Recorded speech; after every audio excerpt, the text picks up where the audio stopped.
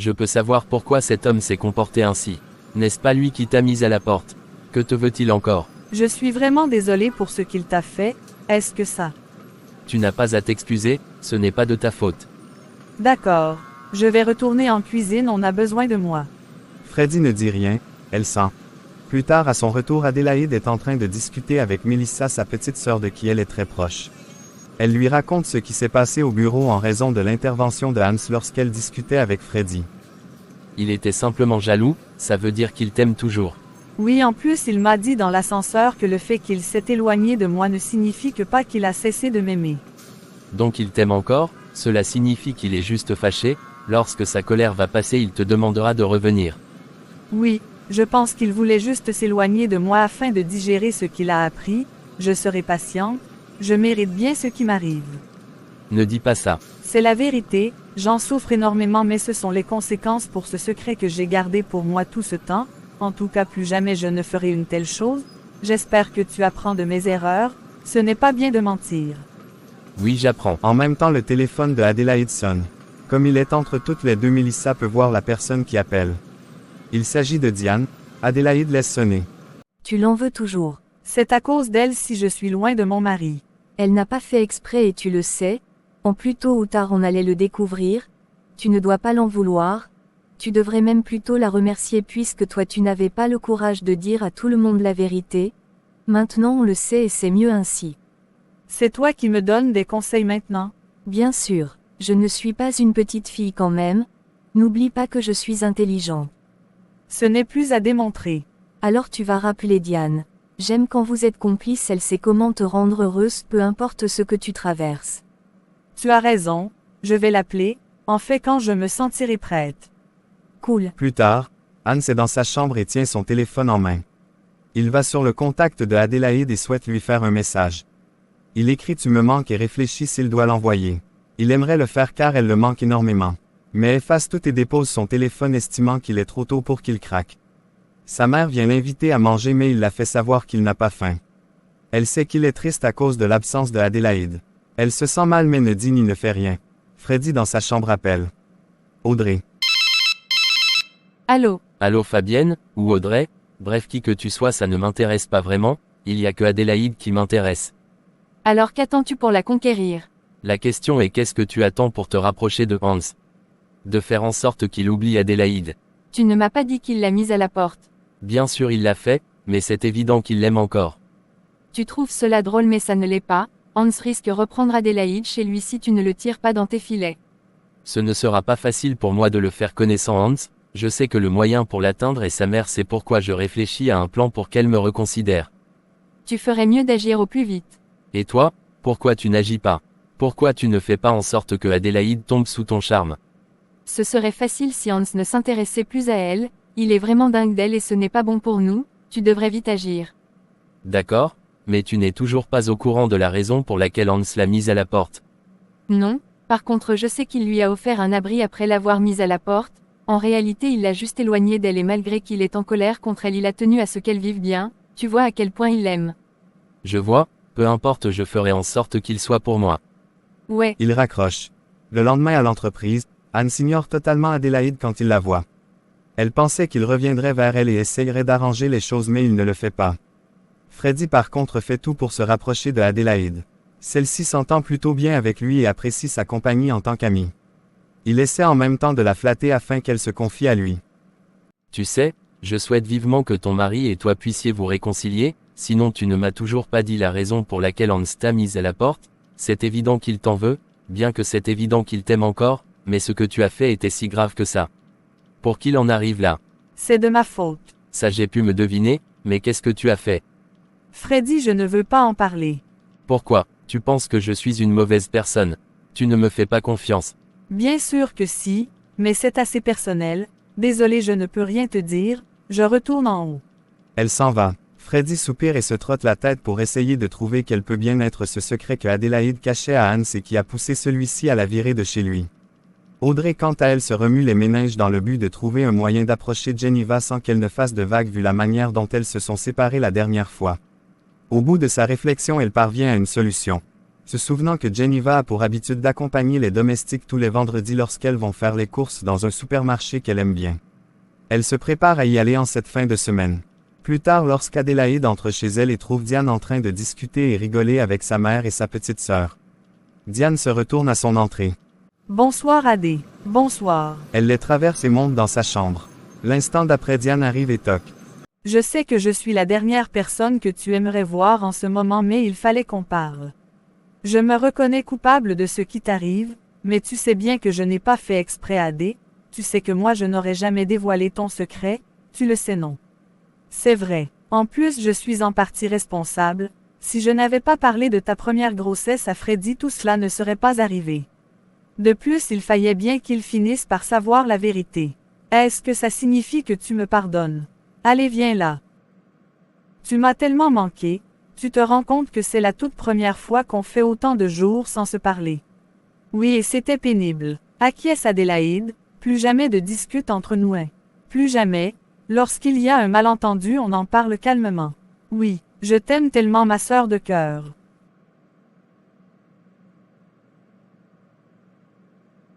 Et avec Hans, ça se passe comment? Il ne me gère même pas, ça me fait tellement de mal. J'étais vraiment surprise lorsque Marc m'a appris que Hans t'avait mis à la porte. Il l'a fait, et au bureau. Comme je te l'ai dit, il m'évite. Mais il t'aime certainement encore.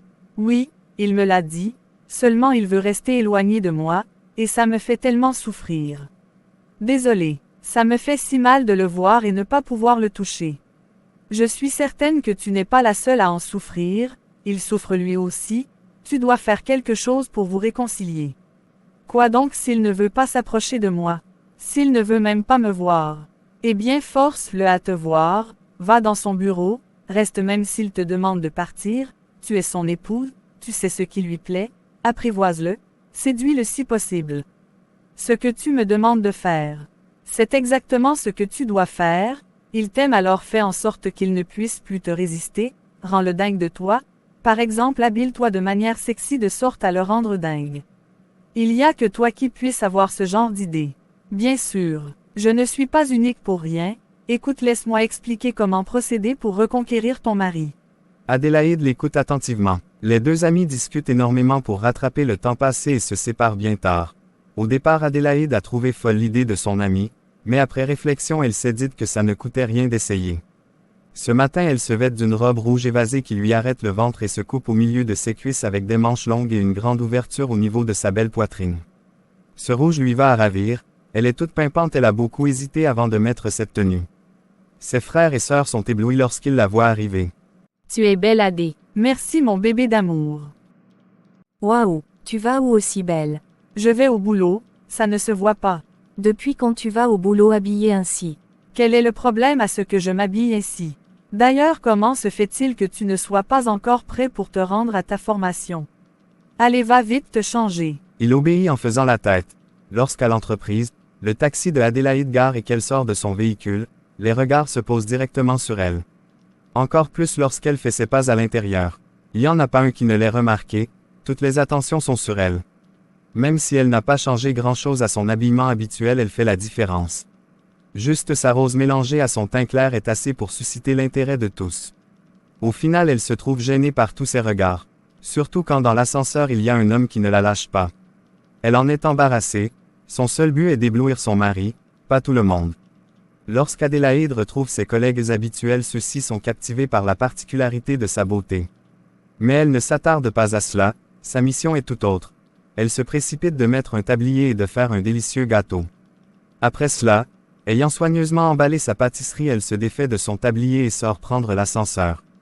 Il y a toujours autant de regards sur elle. Devant la porte de Hans, elle frappe mais n'attend pas qu'il demande qui c'est, sachant qu'il ne la laissera probablement pas entrer. Elle ouvre aussitôt et entre. Hans lève les yeux et voit sa femme venir vers lui, toute scintillante. Il est captivé. Son sourire qui l'accompagne l'embellit davantage. Bonjour, je t'ai fait un gâteau à la crème, ton préféré. Elle dépose sur la table et déballe tandis que Hans regarde attentivement son visage qui n'est pas si loin de lui. Comme ça, il a juste envie de se lever, la tenir par les reins et l'embrasser à la bouche. Il admire ses lèvres pulpeuses qui affichent un sourire craquant et charmant. Son grand point de beauté au-dessus de ses lèvres attribue à Adélaïde un point de plus pour plaire à Hans qui a toujours été pour lui sa prédilection. Lorsqu'elle a fini de déballer, sans se redresser, elle le regarde droit dans les yeux et laisse ses pupilles se balader sur celles de son époux. Tu as besoin de quelque chose d'autre. Elle fait exprès de le charmer en claquant ses longs cils les uns contre les autres et ce de manière suave. Hans est troublé par ses gestes et se perd à l'admirer. Sur le coup, il a juste envie de se laisser apprivoiser par sa prédatrice. Il regarde ses lèvres et ceux-ci l'attirent, il aimerait juste les embrasser sur le moment. Tu ne dis rien. Non. Je n'ai besoin de rien. D'accord, n'hésite pas à m'appeler en cas besoin. Bon appétit. Elle se lève, se retourne et s'en va en cassant la démarche. Les yeux de Hans ne quittent plus son derrière et ses belles cuisses exposées à la fraîcheur. Sans s'en rendre compte, il se met en érection. Devant la porte, Adélaïde se retourne vers lui et lui fait un bail de la main en esquissant un sourire charmeur. Puis elle ferme la porte et c'est à son absence qu'il se rend compte du gonflement de son pantalon. Bon sang. Il se passe la main au visage afin d'oublier ce qui vient de se passer et lutte pour ne pas appeler sa femme et l'avouer qu'il a envie d'elle. Audrey de son côté est bien déterminée ce matin à rencontrer Geneva, c'est pourquoi elle se rend dans le supermarché où elle sait que celle-ci aime aller. Lorsqu'il arrive, elle remarque la voiture de celle-ci avec son chauffeur arrêté juste devant. Elle sourit car cela signifie pour elle qu'elle va la rencontrer. Elle pénètre l'intérieur. C'est un grand supermarché et Audrey est consciente que ce qui s'y trouve est au-dessus de ses moyens mais elle prend le risque. Lorsqu'elle entre, elle essaie de repérer Geneva. Elle réussit à le faire après un bon moment. Pour un début, elle préfère rester à distance et l'observer. C'est quand elle constate que celle-ci a fini ses achats qu'elle décide de les approcher lorsqu'elle, Geneva et les deux domestiques qui l'accompagnent se dirigent vers la caisse. Elle se précipite d'aller vers elles et fait exprès de bousculer une servante. Aïe, désolée, madame, comment vous allez? Ça va, et toi? Ah, j'essaie de tenir les deux bouts, ce n'est pas facile mais je m'en sors. Ce n'est pas facile pourtant tu fréquentes une boutique aussi coûteuse. En fait, il se trouve que j'étais à la recherche de quelque chose depuis hier et je n'ai pas trouvé ça ailleurs, c'est pourquoi j'ai pris le risque de venir ici. Ou alors tu es venu ici simplement parce que tu savais que je serais là. Mais non, je vous assure j'avais complètement oublié que vous veniez ici, en fait c'est un pur hasard si je me retrouve là, mais puisque je vous ai vu j'aimerais profiter pour m'excuser pour la dernière fois. Je me suis rendu compte que je ne l'avais pas fait. Je m'excuse d'avoir accusé à tort votre belle-fille, j'ai juste cru bien faire. Je n'avais aucune mauvaise intention derrière la tête mais je me suis trompée en fait. J'avais juste entendu votre belle-fille discuter avec son amie d'un fameux secret puis j'ai entendu cette conversation avec sa mère et j'ai cru qu'elle était en train de vous tromper, c'est pourquoi j'ai fait cet enregistrement.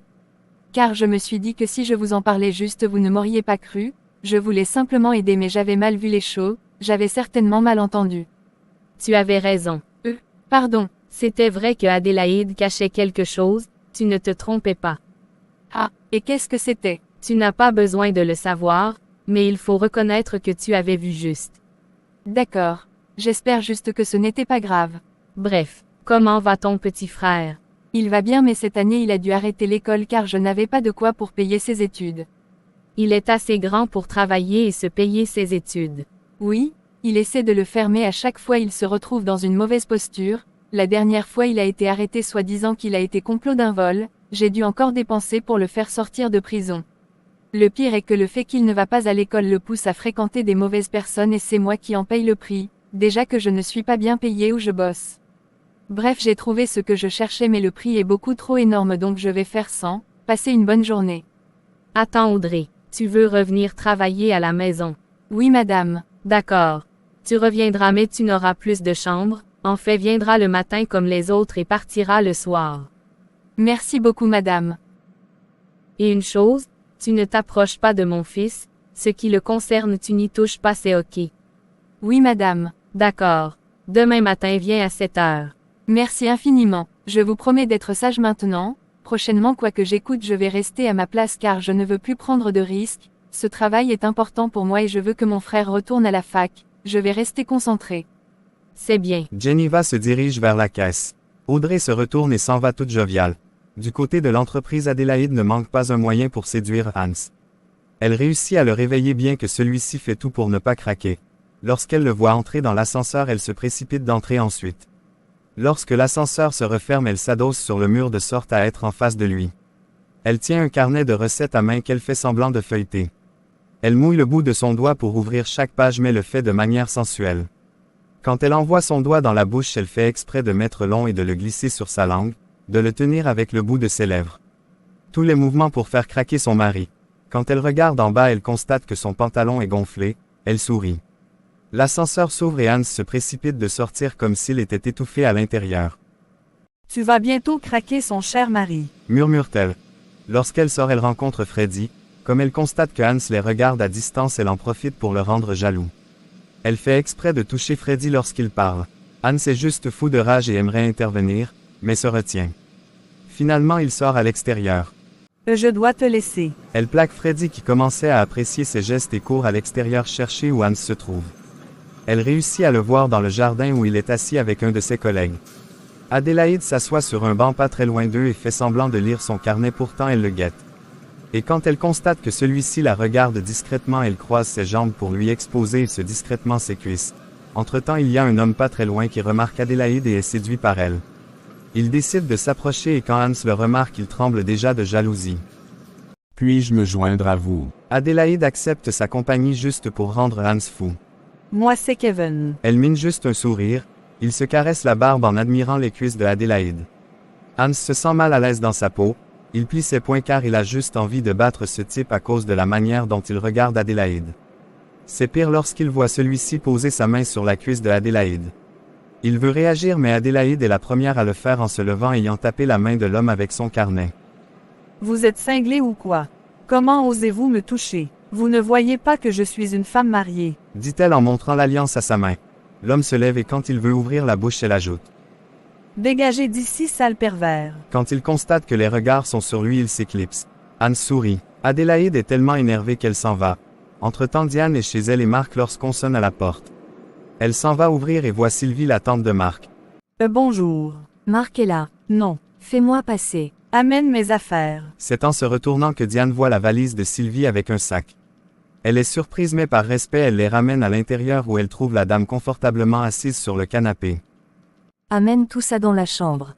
Elle prend une zapette qu'elle se met à manipuler. Diane est perdue. Vous allez vivre ici. Elle regarde Diane de la tête aux pieds et la toise avant de recentrer ses yeux sur le téléviseur. Diane prend son téléphone et se dirige vers la chambre. Sylvie joue l'étonnée. Quel est ce genre d'enfant méprisant? De toute façon, je ne m'attendais pas à moins que ça d'elle. Ne me dis pas je te manque déjà. Tu as demandé à ta tante de venir vivre ici. Non. Pourquoi? Elle est ici avec ses valises. Quoi? Attends, je vais l'appeler. Je vais plutôt lui passer le téléphone. Diane va tendre le téléphone à Sylvie. C'est Marc. Allô mon garçon? Comment vas-tu? Je vais bien mais, tu ne m'as pas dit que tu venais. Ah, j'ai certainement oublié. En fait, je suis là pour aider ta femme. Je sais qu'elle est enceinte, dans son état elle ne doit pas travailler donc j'ai eu l'idée de venir. En plus je n'avais vraiment rien à faire à la maison. Donc voilà. D'accord, passe le téléphone à Diane. Allô? Je pense que tu l'as entendu. Et tu penses qu'elle dit vrai? Cette femme ne m'aime pas, c'est évident. Eh bien je pense que ce sera l'occasion pour qu'elle se rende compte de la merveilleuse personne que tu es. C'est plutôt une bonne chose qu'elle soit là. Trouve-lui une chambre s'il te plaît. Bye. Venez, je vous indique votre chambre. Attends. Tu parles ainsi à qui? Tu veux me déplacer? Non, je veux juste. Et dégage. Diane respire fortement pour ne pas lui répondre. Elle prend ses valises et va les poser dans sa chambre. Elle n'est pas d'humeur à supporter cette femme alors elle préfère rester dans sa chambre. Sylvie se lève et va dans la cuisine. Elle ne trouve rien à manger alors elle va frapper à la porte de la chambre. Diane ouvre et sans rien dire elle croise les bras. Il n'y a rien à manger dans cette maison. Diane secoue la tête pour dire non. Et elle le dit sans honte. Une jeune femme qui reste à la maison sans cuisiner. Que fais-tu dans cette maison? Je suis à la maison aujourd'hui pour me reposer. Te reposer et c'est qui fera le repas? Je le ferai ce soir. Paresseux? Quelle paresseuse tu fais? Ça m'étonne que de telles femmes existent encore. N'importe quoi. Elle lui tourne le regard et s'en va. Diane respire fortement. Seigneur, retiens ma bouche, sinon je vais ramasser cette femme. Elle soupire et se referme dans la chambre. Juste pour prouver l'inutilité de Diane, Sylvie décide de cuisiner puis elle range la maison. Elle est allée dans cette maison pour une mission précise. Le soir lorsque Marc rentre, Sylvie ne manque pas de faire savoir que c'est elle qui a cuisiné et rangé la maison. Je suis heureux que tu t'engages à aider ma copine, elle en a vraiment besoin. Tu parles? Si elle voulait elle s'en sortirait. Elle est juste paresseuse. Je ne suis pas paresseuse. Bon, cessons de parler et mangeons. Le lendemain, comme prévu, Audrey va à la résidence Aqua où elle retrouve son poste. Elle est heureuse car c'est la première phase de son plan. Plusieurs jours après, les choses sont restées la même. Adélaïde essaie de convaincre son mari qu'il a besoin d'elle mais c'est sans succès. Toutefois, elle ne lâche pas. Celui-ci a appris que Audrey était de retour mais n'en a rien fait. De toute façon, il n'est presque plus là chez lui, il est dans son bureau lorsqu'on frappe. Adélaïde entre avec un gâteau bien emballé. Elle dépose sur la table et essaie comme d'habitude de le séduire mais cette fois il l'arrête. Tu ne te fatigues pas. De quoi? De me séduire, je sais à quoi tu joues depuis, mais laisse-moi te dire que ça ne marchera pas. Tu n'as pas besoin de faire tout ça pour me plaire, tu sais que je suis tombé amoureux de celle que tu es, dans ta simplicité, et je ne comprends pas pourquoi tu te donnes tant de mal, je ne t'ai jamais dit que j'avais cessé de t'aimer, je suis juste fâché mais ça n'enlève pas ce que je ressens pour toi. Tu dois comprendre que si je t'ai éloigné de moi c'était parce que je me suis senti trahi, j'ai besoin de temps pour oublier ça alors je te demande de cesser tout ça, sache que je t'aime, mais pour l'instant je te veux loin de moi car tu m'as énormément blessé, je te demande de t'en aller, avec le gâteau. Je comprends, sache que je suis sincèrement désolée, et je comprends parfaitement ta décision, j'attendrai que ta colère passe car je t'aime, j'attendrai une éternité s'il faut, dans l'espoir qu'on redevienne comme avant. À l'extérieur, elle appelle Diane pour tout lui raconter. Désolée ma puce, mais tu as la certitude qu'il t'aime, il te pardonnera. Tu as raison, sinon avec ta belle-mère. Je ne veux même pas parler de celle-là, elle ne cesse de me taper sur les nerfs, je me calme encore pour le moment, je fais beaucoup d'efforts car elle me provoque en cette période où les nerfs veulent ma mort.